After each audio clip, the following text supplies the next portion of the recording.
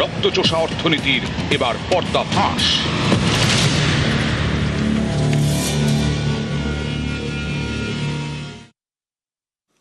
রক্তচোষা অর্থনীতির এবার পর্দাফাঁস। আমার আপনার রক্ত নিয়েই কোটি কোটির কারবার, কিন্তু দানের রক্ত তো বিক্রি করা যায় না। দেশের আইনে রক্ত বিক্রির কোনো সংস্থানই নেই, কেবল রক্ত প্রক্রিয়াকরণের জন্য প্রসেসিং ফি নেওয়া যায়। কিন্তু এই নিয়মের পরোয়া না করে ভয়ঙ্কর এক রক্তচোষা অর্থনীতি চলছে বাংলা জুড়ে। রক্তের প্রয়োজন হলে বেশিরভাগটাই যোগান দিতে হয় সরকারি ব্লাড ব্যাংকে, অথচ বেসরকারি ব্লাড ব্যাংকগুলোই তো বেশিরভাগ রক্তদান শিবির চালায়। সেই রক্তই বেচে কামায় কোটি কোটি টাকা। দেখুন সেই রক্তচোষা অর্থনীতি কিভাবে কাজ করে। নিউজ 18 বাংলার এক্সক্লুসিভ। রক্তদান মহৎদান, মাইকে এই মন্ত্র শুনিয়ে ক্লাবে ক্লাবে রক্তদান শিবির, কিন্তু দান করা এই রক্তকে ঘিরেই চলে রক্তচোষাদের কারবার। সূত্রের দাবি, রক্তদান শিবির আয়োজনের জন্য বেসরকারি ব্লাড ব্যাংকগুলি এক একটি ক্লাবকে রক্তদাতা পিছু 1.5 থেকে 2,000 টাকা করে দেয়, আর ক্লাবগুলি রক্তদাতা পিছু 500 থেকে 1000 টাকা খরচ করে। রক্তদাতাদের হাতে তুলে দেয় উপহার। সূত্রের দাবি, রক্তদান শিবিরের আয়োজন করলে রক্তদাতা পিছু ক্লাবের আয় হয় কম করে 1000 টাকা। এবার দেখুন আমার আপনার রক্ত নিয়ে ব্লাড ব্যাংকগুলি কি করে। রক্তের উপাদানগুলিকে আলাদা করা হয়। রক্ত থেকে পাওয়া যায় প্লাজমা, প্লেটলেট, পড়ে থাকে পিআরবিসি অর্থাৎ রক্ত।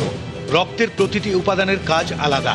যেমন প্লাজমা পুড়ে যাওয়া রোগীর চিকিৎসায় লাগে, বিভিন্ন ওষুধ তৈরিতে কাজে লাগে।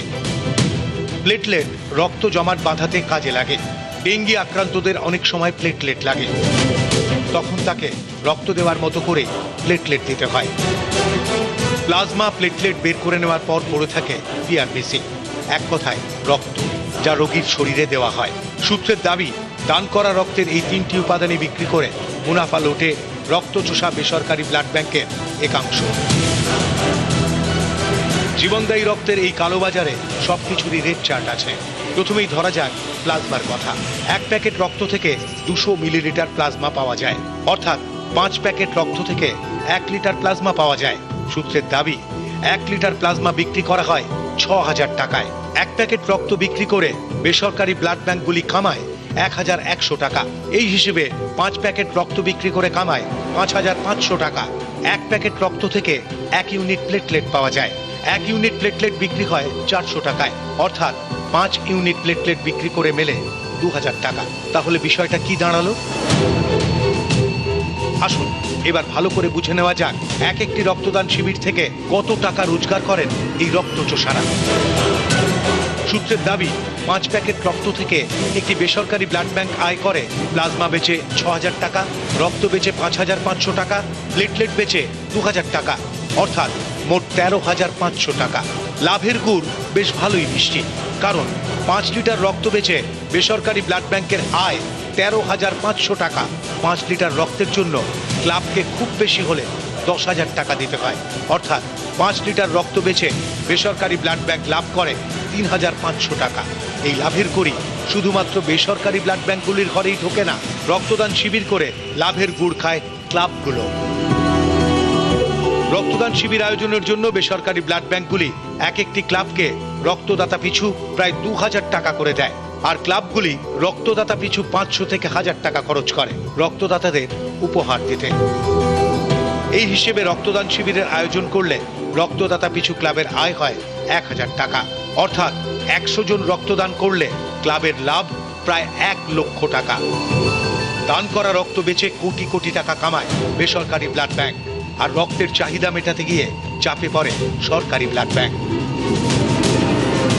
সূত্রের দাবি, ক্লাবকে বেশি টাকা দেয় বলেই বেসরকারি ব্লাড ব্যাংকগুলি বেশি রক্তদান শিবির করতে পারে।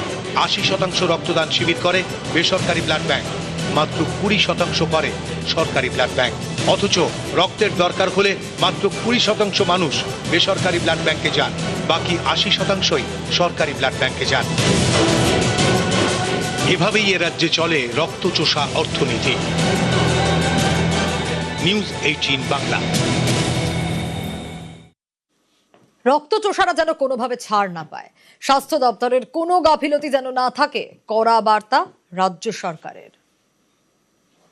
আজকে মাননীয় মুখ্যমন্ত্রীর সঙ্গে বিশদে আলোচনা হয়েছে এই ব্লাড ব্যাংকের যা যা বেরিয়েছে সেগুলোর ব্যাপারে। উনি একটা কথা খুব স্পষ্টভাবে জানিয়েছেন, যেন স্বাস্থ্য দপ্তর বা রাজ্য সরকারের কোনো রকম গাফিলতি না থাকে, যাতে আমাদের সমাজ সুস্থভাবে চলে, ভালো কোয়ালিটির রক্ত দেওয়া হয় এবং কোনো নাবালকের কাছ থেকে রক্ত না নেওয়া হয়, সেগুলোর দিকে আমাকে নজর দিতে বলেছে। এই জন্যই তো তদন্ত আর তলব। 71টি বেসরকারি ব্লাড ব্যাংক রয়েছে পশ্চিমবঙ্গে, তার মধ্যে মাত্র 11টিকে তলব করা হয়েছে। রক্ত পাচার কাণ্ডে স্বাস্থ্য দপ্তরের রিপোর্ট তলব। স্বাস্থ্য দপ্তরের রিপোর্ট তলব এনবিটিসির। রিপোর্ট তলব জাতীয় রক্ত সঞ্চালন পরিষদের। ভিন রাজ্যে রক্ত ও প্লাজমা পাচারের অভিযোগ। স্বাস্থ্য দপ্তরের আধিকারিক ও এনবিটিসির বৈঠক। কোন কোন বেসরকারি ব্লাড ব্যাংক যুক্ত এর সঙ্গে জাতীয় রক্ত সঞ্চালন পরিষদকে জানানো হয়। কোন কোন রাজ্যে রক্ত ও প্লাজমা পাচার, পূর্ণাঙ্গ রিপোর্ট চাইল জাতীয় রক্ত সঞ্চালন পরিষদ। NBTC, national blood transfusion council, তারা রিপোর্ট তলব করেছে স্বাস্থ্য দপ্তরের কাছে। আমরা যথাসময় সেই রিপোর্টের উত্তরও দেব, রিপোর্টও পাঠাবো ভারত সরকারকে। স্বাস্থ্য ভবনকে অন্ধকারে রেখেই ভিন রাজ্যে প্লাজমা থেকে লোহিত রক্তকণিকা পাচার হচ্ছিল, আর সেই দুর্নীতি প্রকাশ্যে আসতেই এসবিটিসি বা রাজ্য রক্ত সঞ্চালন পর্ষদ তারা তৎপর হয়। ইতিমধ্যেই স্বাস্থ্য ভবনের কর্তাদের সঙ্গে রাজ্য পর্ষদ এবং জাতীয় যে রক্ত সঞ্চালন পর্ষদ রয়েছে সেই পরিষদের বৈঠক হয়েছে। এনবিটিসির কর্তাদের সঙ্গে স্বাস্থ্য ভবনের বৈঠকের পর কোন কোন ব্লাড ব্যাংক থেকে এই ধরনের কাজ চলতো, কালোবাজারি চলতো, তার প্রাথমিক রিপোর্ট তারা পেয়েছেন। তবে এক সপ্তাহের মধ্যে তারা বিশদ রিপোর্ট চেয়েছেন পুঙ্খানুপুঙ্খভাবে, ঠিক কত বাল্ক প্লাজমা বা লোহিত রক্তকণিকা এভাবে ভিন রাজ্যে পাচার হয়েছিল, কালোবাজারি হয়েছিল, কোন কোন ব্লাড ব্যাংক থেকে এই কাজ হয়েছিল, তার পুঙ্খানুপুঙ্খ রিপোর্ট, বিশদ রিপোর্ট এক সপ্তাহের মধ্যে চেয়েছে এনবিটিসি। অর্থাৎ এবার কড়া পদক্ষেপ নিতে চলেছে এই রক্ত দুর্নীতি নিয়ে এনবিটিসি। ক্যামেরায় সায়ন্তনের সঙ্গে বিশ্বজিৎ, নিউজ 18 বাংলা। রক্তদান মহৎ দান। রক্ত দিয়ে জীবন বাঁচান। রক্তদান শিবির করে রক্ত চোষার ব্যবসা। আমার আপনার রক্ত নিয়ে কোটি কোটির কারবার।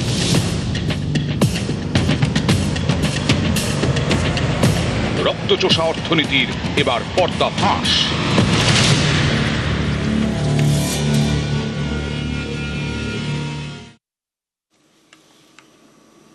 আরজি করে অসাধ্য সাধন। পাঁজর ভেঙে ফুসফুস বেরিয়ে যাওয়া বৃদ্ধাকে বাঁচিয়ে দিলেন ডাক্তাররা। মালতী ঘোষের অবস্থা এখন স্থিতিশীল।